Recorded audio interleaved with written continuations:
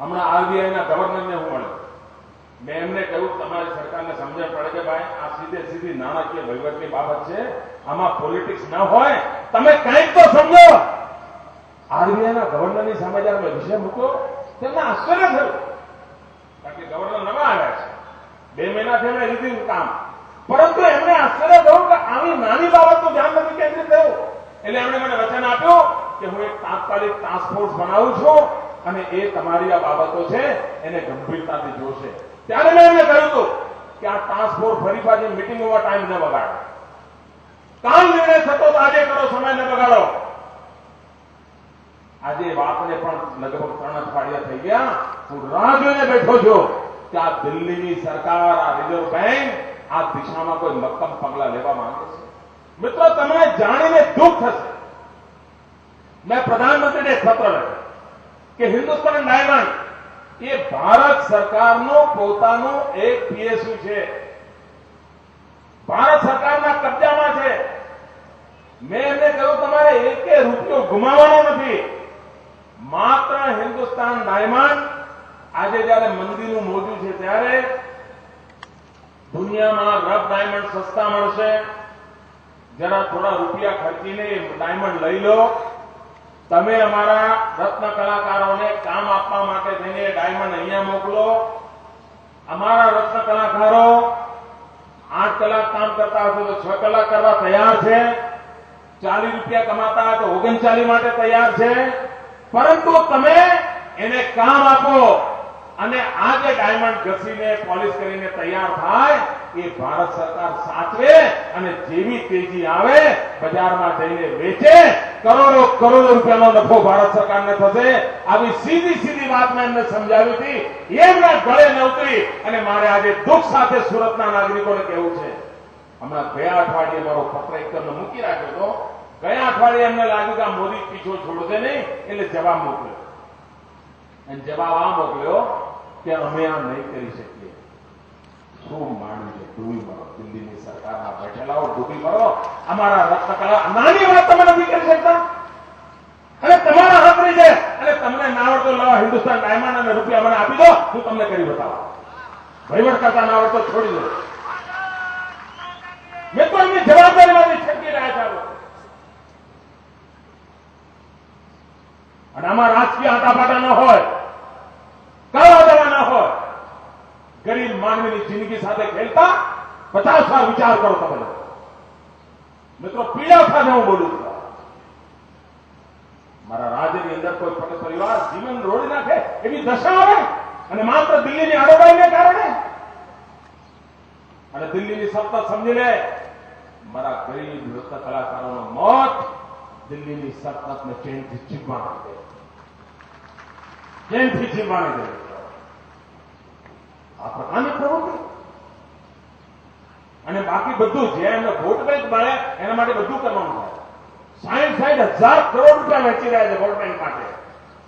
ગરીબ માણસને જિંદગી જીવવા માટે આયોજન કરવા તૈયાર. રૂપિયા નથી માગતા એમની પાસે, આયોજન કરવા તૈયાર.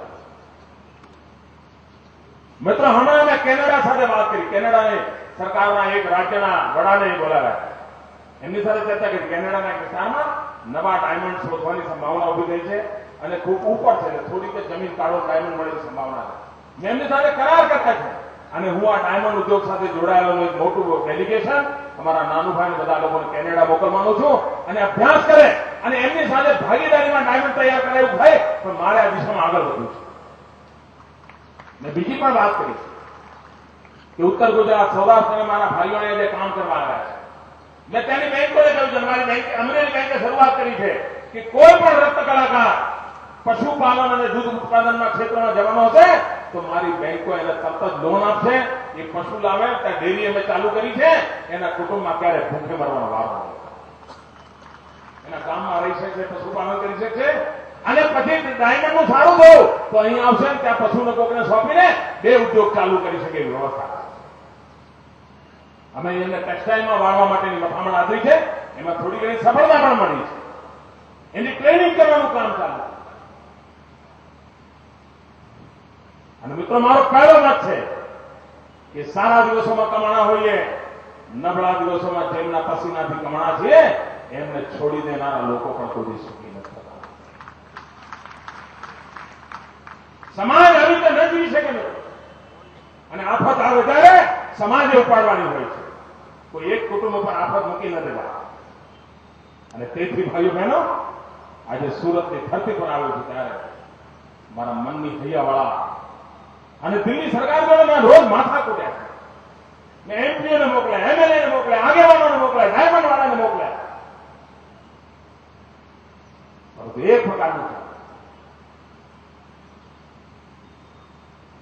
મિત્રો, સમાજ જીવન આવી રીતે ક્યારે છે?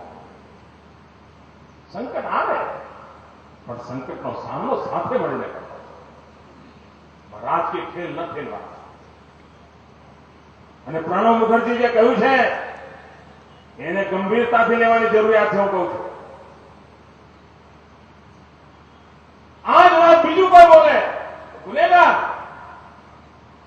અને એ જ વાત પ્રણવ મુખર્જી બોલે તો જાણે સોનાના ફૂલ વરસાવે છે.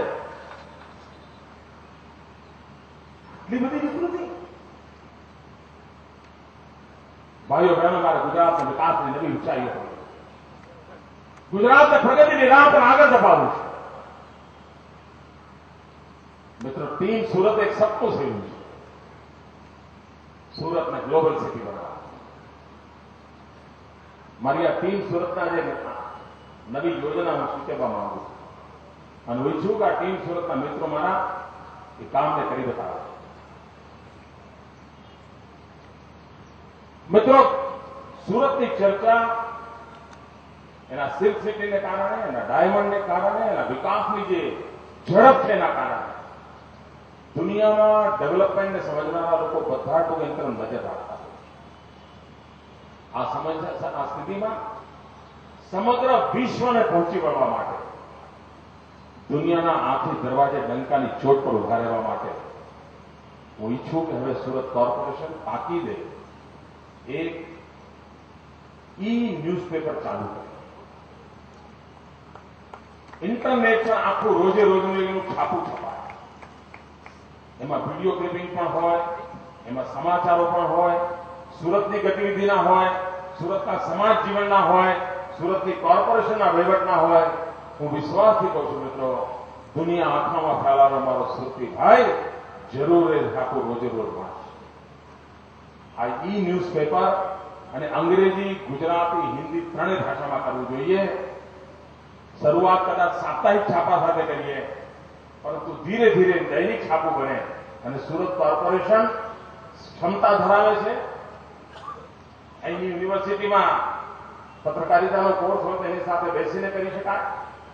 પરંતુ એક નવતર પ્રયોગ, એક ગ્લોબલ સિટીનો ગ્લોબલ માર્કેટિંગ પણ થવું જોઈએ.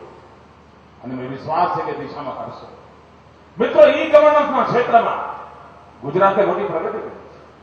ગઈકાલે બ્રોડબેન્ડ કનેક્ટિવિટીનો લાભ લઈને ગુજરાતના 5મા ધોરણના 8 લાખ બાળકોને 5મા ધોરણના 8 લાખ બાળકોને જે વિજ્ઞાનના ઉત્તમ શિક્ષકો છે એમના દ્વારા કાલે એક પાઠ ભણાવવાનો કાર્યક્રમ કર્યો.